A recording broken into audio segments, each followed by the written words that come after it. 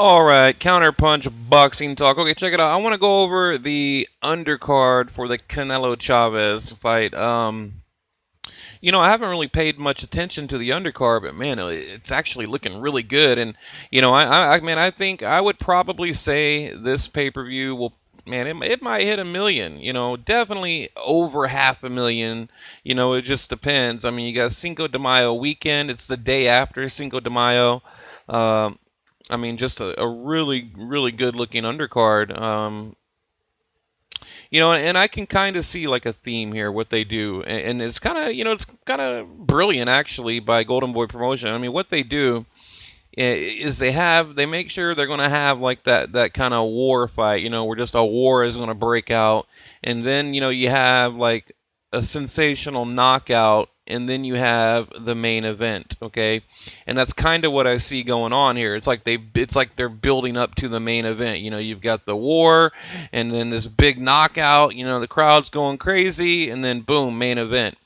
But Joseph Diaz, now I kind of know him. I've talked to him just countless times, many times. I met him during the Canelo Kirkland fight a couple years back. Really cool kid, 2012 Olympic champion. And I hung out with him at the Hard Rock Cafe in Houston, and he's just a cool dude. He really is down to earth. Actually, I went to a meet and greet. It was supposed to be an Oscar De La Hoya meet and greet. And we went up these stairs, and we get in this room, and you think you're about to walk in and meet Oscar De La Hoya and Bernard Hopkins. I was there to do an interview, but other people were there getting autographs and all that. And you walk in, and it's Joseph Diaz and that huge Asian guy. I don't know if you guys remember him. His name is like Taishan, Taishan. He's like just 7 foot tall.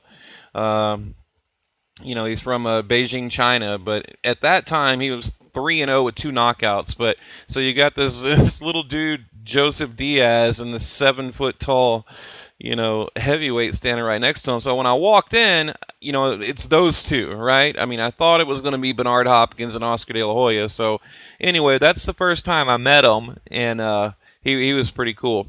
They were there to take the place of Oscar De La Hoya and Bernard Hopkins. Apparently, they showed up for like 10 minutes and left, So everybody was like waiting outside, waiting to get an autograph at the Hard Rock Cafe. So it's a restaurant, and they get in the room, and it's these two guys. But anyway, moving on. Okay, Joseph Diaz. This will be a featherweight fight. Oh, yeah, there's the Canelo Kirkland what do you call it, a card there. They had like 16 fights on it. They had some really good fights on it. I don't know if you can see right here, but boom, boom, boom, boom. And Diaz was let's see, you had Humberto Soto against Frankie Gomez, right? And then, of course, the main event, Canelo Alvarez, James Kirkland. And then he was the co-main event, or I guess the co-feature, whatever they call it, Joseph Diaz Jr. At that time, he was fighting Delgado, which was a good fight. I don't know if you remember that. So you can check that out on YouTube. There's a full. See, I don't think you guys realize when you're watching a pay-per-view and you see like 2 or 3 fights or whatever, they usually have like 18, 19 fights, sometimes like 20, and they do that to build up the boxer's resume. So if you look at this, I mean, you can see, all these guys right here, 1, 2, 3, 4, but I think it's like 16, and even Joshua Clottey. This is a terrible picture. I'm sorry. Yeah, Joshua Clottey was somewhere on there. I think he was like before Joseph Diaz, but anyway, cool dude. Yeah, here's the autograph of the heavyweight. He's like 7 foot tall.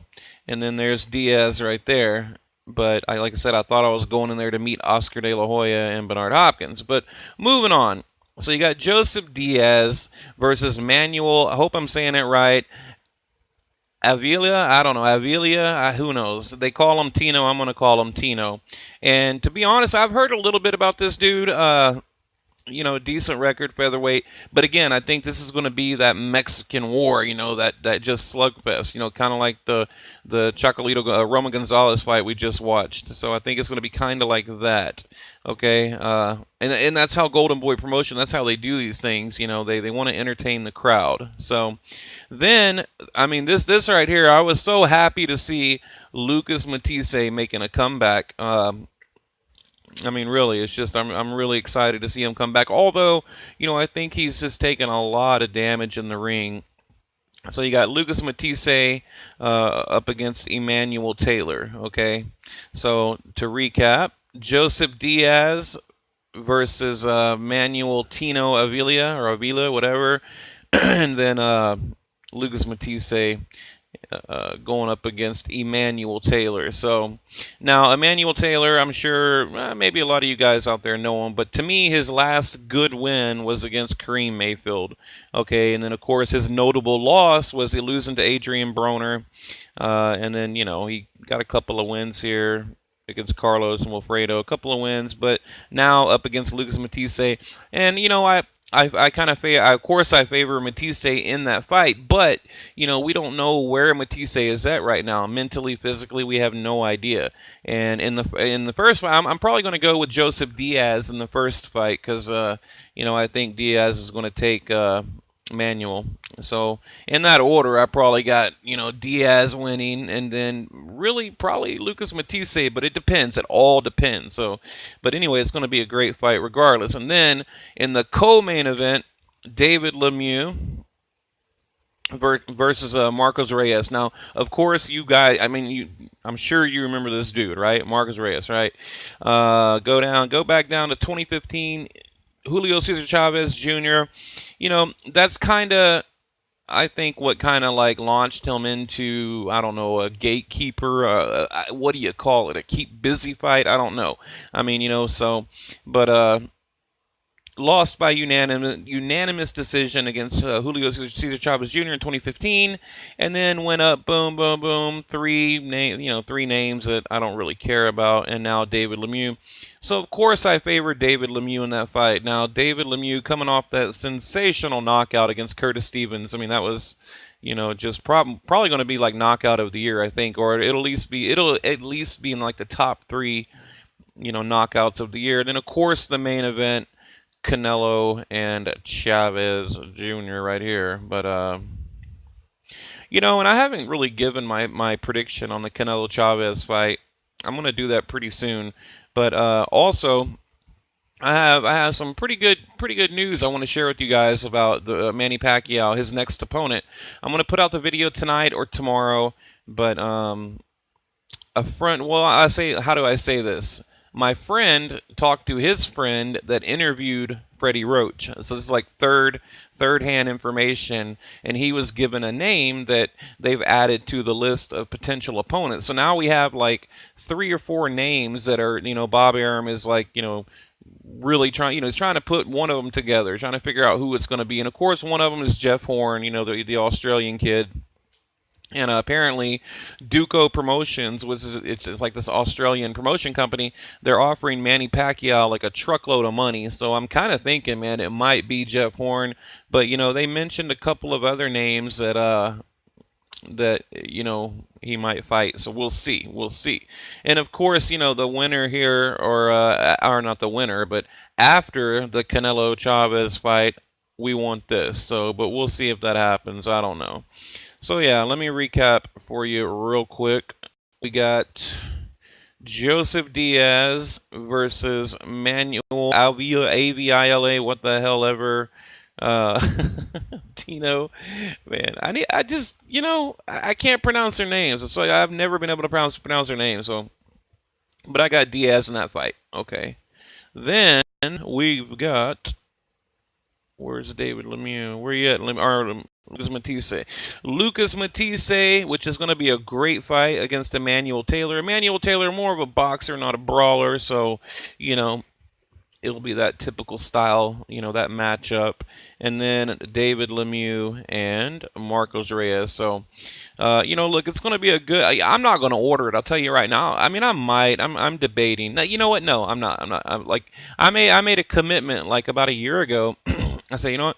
I'm no longer going to order pay-per-view, and ever since then, I haven't. And even like the Gennady Golovkin fight, I really wanted to order that, but I mean, it's crazy. Like, first of all, I had it live in my group, okay, in my Facebook group.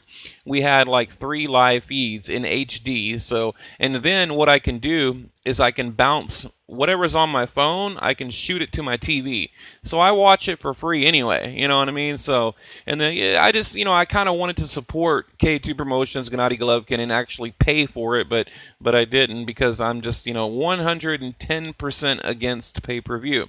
So now, okay, now that we know the lineup, I'm going to show you our group here. So you guys can come over to Counterpunch Boxing.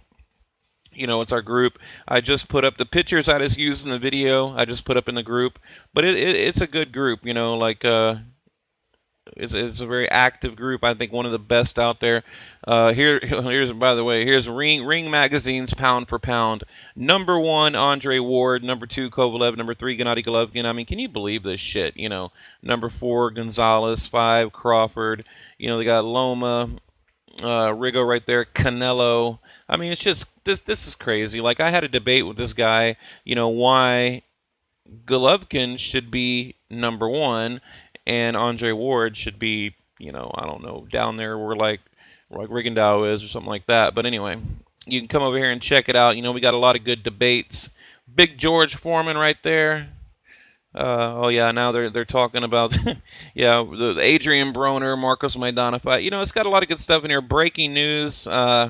Here's a video right here. Freddie Roach Pacquiao to return in July. Wants Pacquiao versus Lomachenko. So we've heard the rumors about that, but like I said, I have the list of the actual names that Bob Arum gave to Freddie Roach, because Freddie Roach, whenever they're doing this, he's involved. Okay, so Bob Arum says, look, here's a list of my guys, or the potential guys. We think it's going to be this guy here, just so Freddie Roach, he can start getting his game plan ready. So they're always going to keep him in the loop. So I'll share that with you guys a little bit later. And also over here at Twitter, which, you know what, I'm not very active on Twitter. I'm really not. I'm just, I'm not big into Twitter, but apparently I need to get into it, because if I'm doing what I'm doing, I need to kind of gain a following on Twitter. But, I've been on it a couple years, but I'm not consistent at all. So anyway, Twitter, Facebook, YouTube, check us out. That's the lineup.